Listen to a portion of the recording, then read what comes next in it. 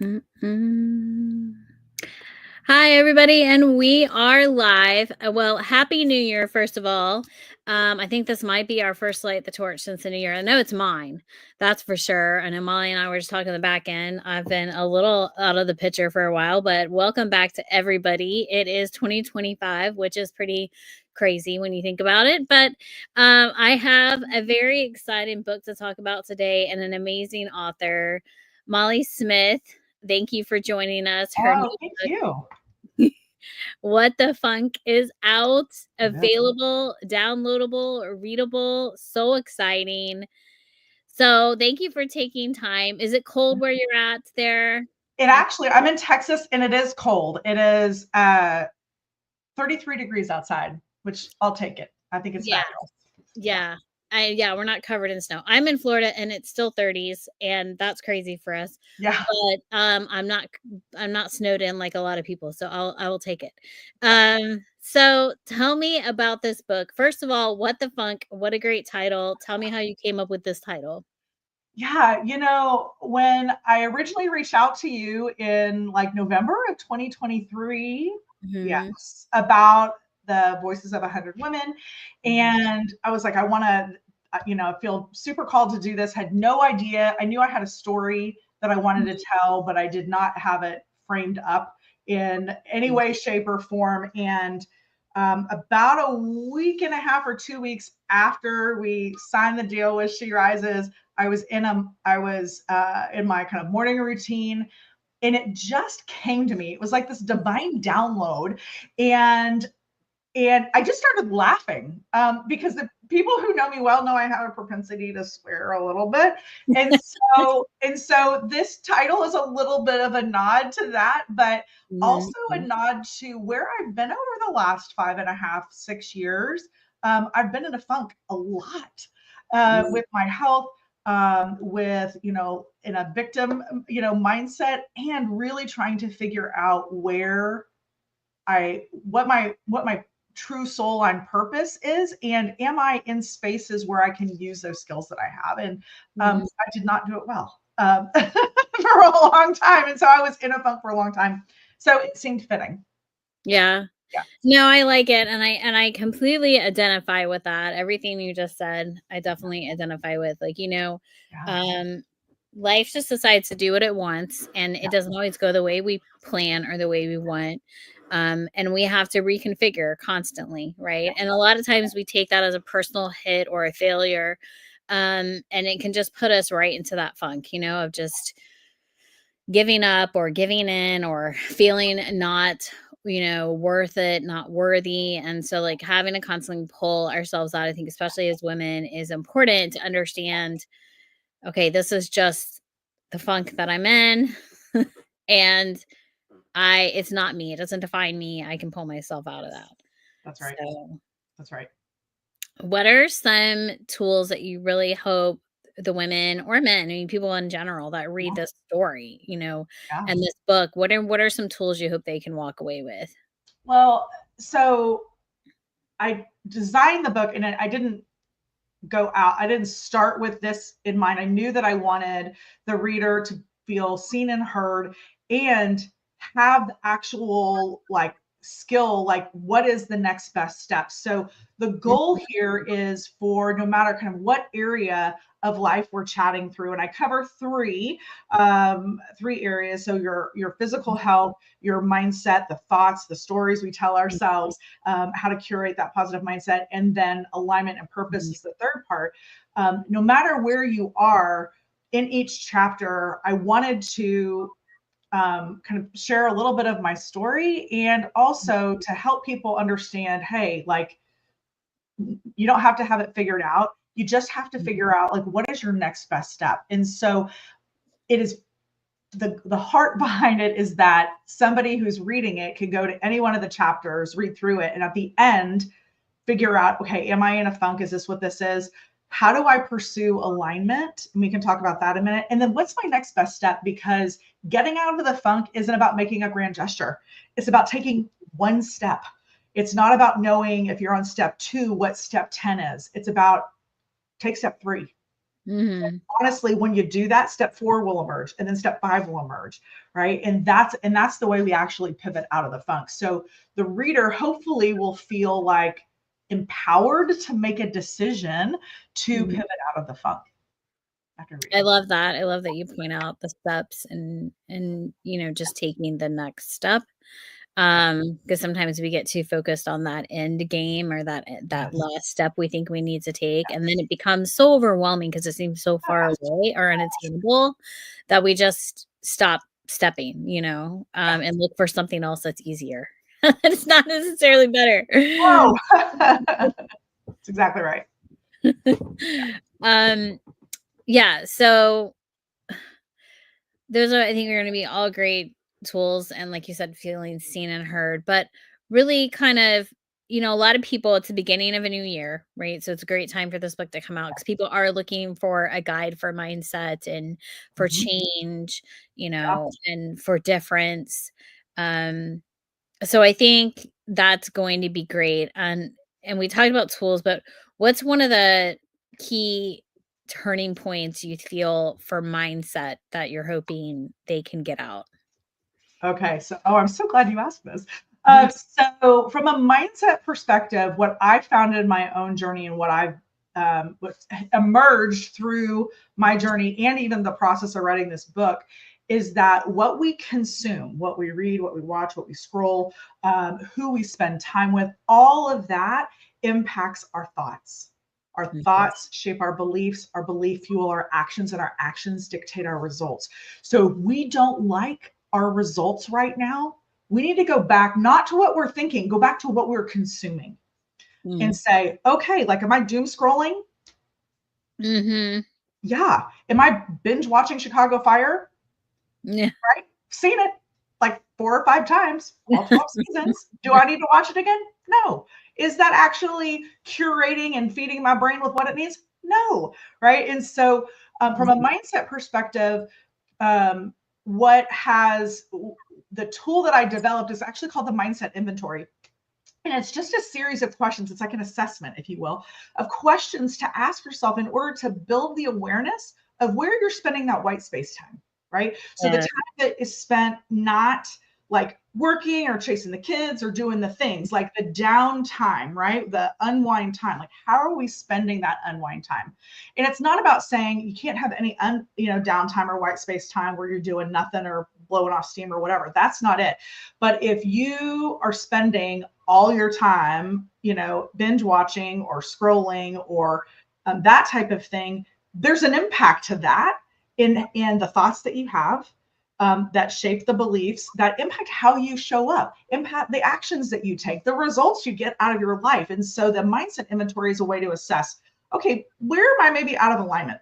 Where am I, that type of thing. And then taking it to the next level to say, okay, what kinds of things can I add to that white space time that will help curate a more positive mindset? So we Mhm. go with what's the easy, like low hanging fruit, things to add. Like, is there, a podcast that I can listen to, or on a topic that is important to me that I want to learn more about, or, an area, right? Like, even just adding something like that is going to shift the dynamic of what you are consuming, and it's Mhm. going to flow through and change all the way through the thoughts, the beliefs, the actions, and the results, right? And then once you've added a couple of things, then the little bit harder part comes in where you start kind of subtracting. You kind of reducing some of the things that are Mhm. not serving you. So, Mhm. for example, I don't know about you, but I could easily scroll Instagram Reels for like 2 hours. Like, like amazing, amazing, right? So, but is that probably the best thing for me to do on a weeknight? Probably not. But what if No. I set a timer on my phone for an hour? Like, I'm not Mhm. going from 2 hours to nothing. Nobody's going to do that. Yeah. Nobody's going to do that. Right. So let's back it down. Right. So do like an hour. And then when the timer goes off, the key is to get up out of whatever you're doing, like change your physical state so that your brain knows like you are shifting to do something different. Maybe if you're laying in bed scrolling, you get up and brush your teeth again, or you wash your face or whatever you do. Mhm. Right. And so this idea of, okay, let's assess what is it? What are those consumption habits? What do Yeah. we need to add that's going to curate a more positive mindset? What do we Mm. need to subtract? And the combination of the adding and the subtracting is going to push the gas down on curating a more positive mindset. You are going to Yeah. notice that you are showing up in a different way, that you actually have more joy and more fulfillment. You're not snapping at your kids or your husband or the whatever, right? It works. So that is essentially part 2 of the book, is just really walking through that and how I ended up walking through it in my life too. So hopefully I think it's a relatable story, but No, about it is. And I think, I find myself doing this with my teenager a lot. And then, so I try to live that too. Like a lot of times, sometimes as parents, we look at them and we go, okay, this needs to happen. That here we give guidance to them. We forget to give guidance to ourselves, yeah, because it's like you get tired of watching them being on social media and just like non-existent to the rest of the world. So I have to be like, okay, give them the space. They need that time. yeah, In today's world. So, that's how they socialize with their friends, right? So I'm like, okay, you've had that time. You've been on that for a little bit now. Like, take a break, um, yes, and go do something else, whether it's like go play for her. She loves music. Go play on your guitar, go play the piano, go crochet for a little bit, go whatever. She has all these different yes, things she loves to do. I don't have yes, near those experiences. I don't my list is much shorter of my talent. But like you said, it could be anything. It could be go brush your teeth and go, wash your face. Like do something that you need to do anyways, but just changing that time. And I love that you brought up just listening to podcasts, because a lot of times people, and I find this to be true for myself, and I'm sure others do too, is yeah, I would love to have time to go sit down and read a book, but in all reality, yeah, I don't have time to sit down and read a book, and nor will anyone else let me sit down and read a book. But if I'm driving in my car, or my kids are in rehearsal, or I have a little bit of time, you know, maybe I didn't remember to bring the book, but I can turn on a podcast, or I can go to social media and watch some lives from people that I know are productive people that'll give me yeah, some motivation and energy, right? yeah. Like I love looking for Molly's posts because I'm like, I don't feel good. Molly have a positive post. Let me go find Molly's Oh, thank you. Well, and we talked about that too, curating your social media feeds to post. follow people who inspire you and get rid of the drama. Like we got enough drama in our lives. Let's curate our social media feeds, unfollow the people who are prone to drama, and follow the people who are actually going to build into your life and so forth. And so that's something that I'm pretty rigorous about doing. And that's one of those things that you can subtract is who are you following? Who do you need to like unfollow kindly? Mhm. You know, Right. Love it. yeah, Yeah, and try to, life isn't perfect. You don't have to portray to be perfect no, on social media. And sometimes, um it's about posting what you need to hear, you know? yeah, So if you found something that you're like, okay, this spoke to me, it yeah, could probably speak to others, right? yes, And even though if you're in that funk, right, and you don't exactly feel that way or feel that strong, that's just right. to say it will make you feel a little stronger. Yes, Um, just yes, recognizing that. So, yeah, yes, there's a lot of little tips and tricks, and I love this book for that, and I hope that people really do go out, get your copy. You can download it. You can order your physical copy so you can go through with a highlighter later, yeah, and take notes. That's always good. Um, what are you've got this book out, and it's been such a journey for you. What would you say was the biggest thing that you learned from this journey of just becoming the author, putting this into yeah. writing and organizing the thoughts? And what was probably the biggest challenge in writing, I would say, just so people understand there are challenges. And what do you think was the biggest, win from just the experience of creating this book? Yeah. So I think the biggest challenge was actually just getting started. It's just, you know, I'm the type of personality, if I'm going to do it, I want to do it right. And so it's like, okay, what's the right way to do it? Right. And so I could get like absolutely stuck. I didn't actually start really writing until February of last year. So there were end of February. So um, getting started was the hardest, but I realized that you just have to get started. Like you just got to Mhm. start someplace, right? Mhm. And then the thing that probably was the most surprising to Mhm. me throughout the process is that the timing of when I wrote the things that I wrote. So in my head, I was like, oh, I'm going to try to write this in like 90 days and be done. Absolutely not. Like, I don't know what I was thinking doing that. But the way the book came out of me and the timing at which I wrote the chapters um, was very much divinely orchestrated. So, for example, when I was writing that mindset section, that was late spring, early summer. When I was writing that, I was in a funk. Like I was in the middle of it. And here I am trying to write a book on how to pivot out of the funk in your mindset. And here I am binge watching all the things and doom scrolling and the whole 9 yards. And it's like, okay, if I'm going to write about this, like, I just think it's, it's probably, divinely appointed that I'm going to make you struggle in the area in which you are trying to write something to help others. So I had to use the concepts that I was writing about in a fresh way, in a different way while I was writing it, and proved for me they worked. I mean, it Yeah. worked. So I couldn't have written it in any other order or any other time frame than I did.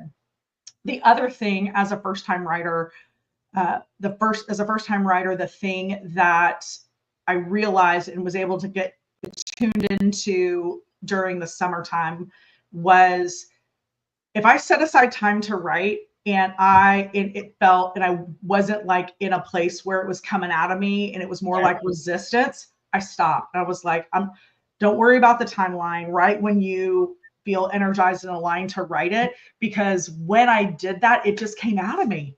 And Yeah. while I say you got to have a timeline because you've got a publisher that you have deadlines you have to get towards, create some space so that you feel very energized and aligned when you're writing. So for me, it can't be something that's forced. Yeah. I hear So that. yeah, Yeah, it is. It does kind of have its moments.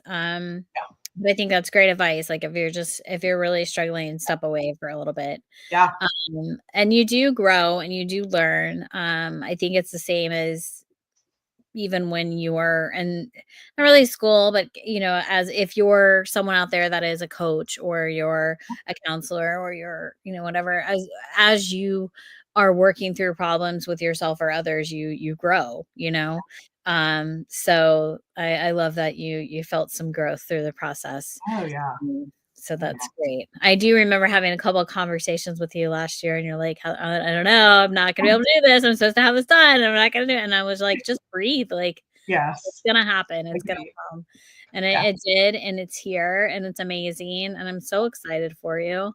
thank you. So any last thoughts you could leave to the listeners that are watching this live or that are gonna watch the replay of this? It is 2025. It's the beginning of a new year, like we said. So Yeah. what is some advice that you could leave the listeners with, motivation or thoughts Yeah. of wisdom, moving into this new year?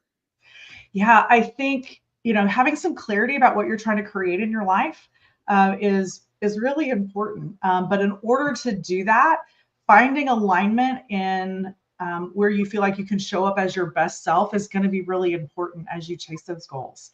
And so for me, that started with my health. That was the foundation, because if I don't feel good, if I'm not in a healthy place, I'm not well positioned to go do what I'm being called to do. So that is something, and I know Hannah has talked quite a bit about that as well, is that health is so important. And that was where my kind of journey out of the funk started. So looking at your health, you might have some things that you can't control, but there are some things that you can control. And so if you feel like you're stuck, then the book is a good place. You can pick up part one. It's a fast read, you guys. Like, this book is not long. And so it's very consumable. So, Mhm. make sure your health is in order, and be thinking about what you're putting in, what you're consuming because that's going to also impact how you show up. If you want 2025 to be a breakthrough year for you, to do big, bold things that you've never done before, then having some of those things in line, or just be in the pursuit of how can I get 1% better in those areas, that is going to help you move forward and feel more empowered, like in doing what you're called to do. So, yeah, very true. Thank you for those words of wisdom, those guidance. Thank you for this amazing book. Like I said, couldn't come at a more perfect time. It's the beginning of a year. People are looking for change. So if you're looking to get out of the funk, recognize you're in the funk, or ready to move the funk forward, you need to get a copy of What the Funk by Molly Smith. You can get it on Amazon. You can pre-order your paperback. And thank you so much for joining us today, Molly. Always a joy to talk to you. Everybody, hope you have an amazing week. Thank you for listening.